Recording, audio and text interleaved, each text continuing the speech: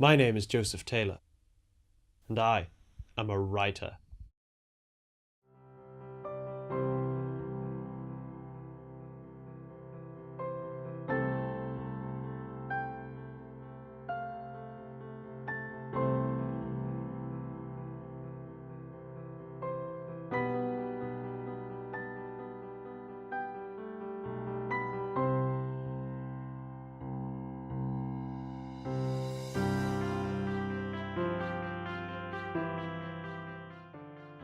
What is your everyday routine as a writer? Do you have a set ritual or schedule that helps you with your creative process? Well, like any writer, I get up early in the morning and have a healthy breakfast. It's important to me that my mind, soul, and body remain pure. It keeps the creative juices flowing. Being consistent in an everyday routine allows my mind to wander because I'm so used to it.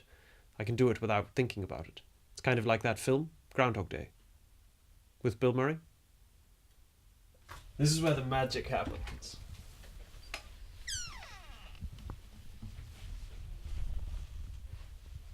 Every writer has a sanctuary. This one is mine.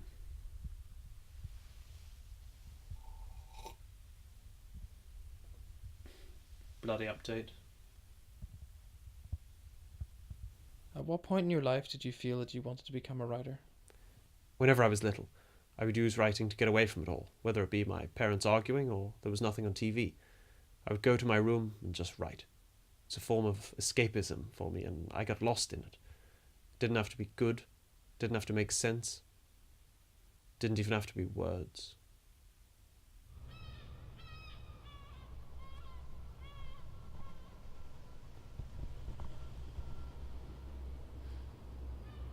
I hate this park. To be a writer, one has to venture to dark places in their mind, to remember things they'd rather forget, or to see things they'd rather not. This is where my first girlfriend and I broke up. It was tough for her, but I had to do it. I loved her, but I loved writing even more. To be a writer, one has to know pain like no other. And so you can see why I had to dump her. And that's what inspired me to write my book. A boy and his dog. Were you always intending for your target audience to be children? Well, you see, writing for children is more difficult than one might think. Going back to what I said about dark places, children know that better than anyone. They deal with bullying, divorce, peer pressure, pets dying, and war. Your first book, A Boy and His Dog, is about a boy who gets lost in the woods with his dog. Does this story come from personal experience? Is it relevant to your past, or is it just a story and nothing more? Yes and yes. You see, the boy wants to go further into the woods, but his dog doesn't want him to go in. The boy ignores his pet, and they inevitably get lost. The dog represents the child within us all, wanting to stay in its comfort zone and not grow up. The child in the story represents the adult within us, wanting to move forward in life and getting lost along the way. The woods represent the hazy world of adult life, and the trees represent stability. Was there a deeper meaning as to why the boy died at the end of the story? Well, the woods is a dangerous place. I never wanted to be a writer, you know. I was no good at English at school, but I didn't let that stop me. Hell, I couldn't have stopped me if I wanted to. Really, if anything, I didn't have a choice.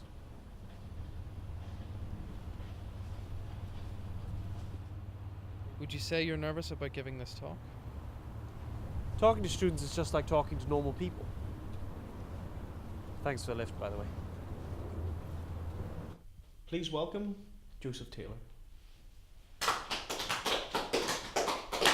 Please take this as a token of my appreciation. Thank you. It's a signed copy. Now, who can tell me what this is? I'll tell you what it is.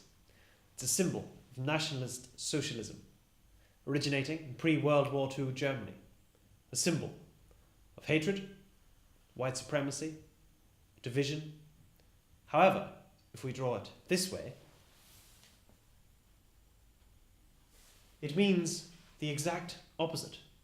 symbol of love, equality, and unity. But they are the exact same symbol, drawn from different perspectives. Finding new meaning in things is how ideas are born. My book, A Boy and His Dog, shows exactly that. You may not have noticed these themes or symbols in the book directly, but they are there. This conflict is essential to all good stories. Good and evil, hero and villain, life and death. When this meets this, you just birthed a top novel. Any questions? I'll take one. You with the moustache. How would you respond to critics of your work who have pointed out similarities between your book, A Boy and His Dog, and the German novel Ein Junge und sein Hund, written by Oscar Weber, but 14 years prior to yours?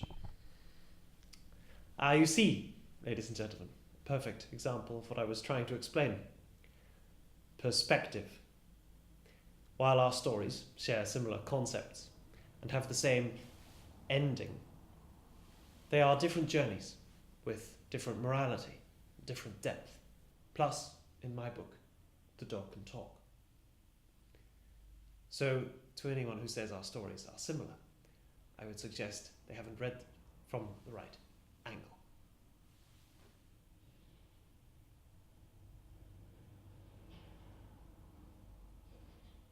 I'm done. Joseph Taylor, everybody.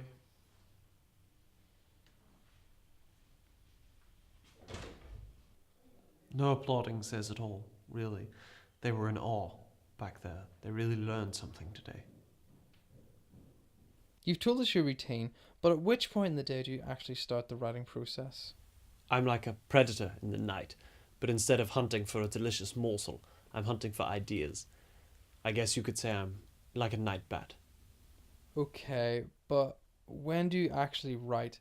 You've told us where your inspirations come from, but what point do you actually put pen to paper? Most often I use a laptop.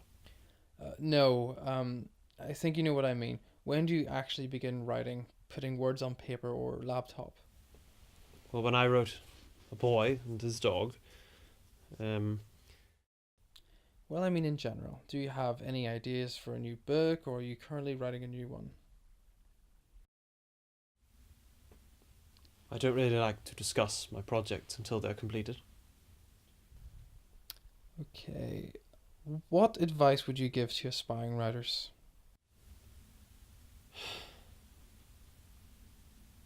Joseph?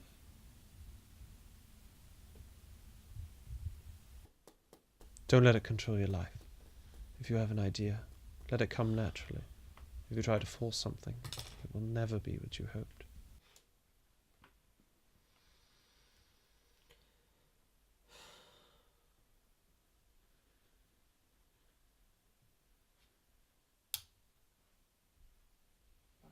What would you say makes you different from other writers? Other writers write. I don't do that. I create.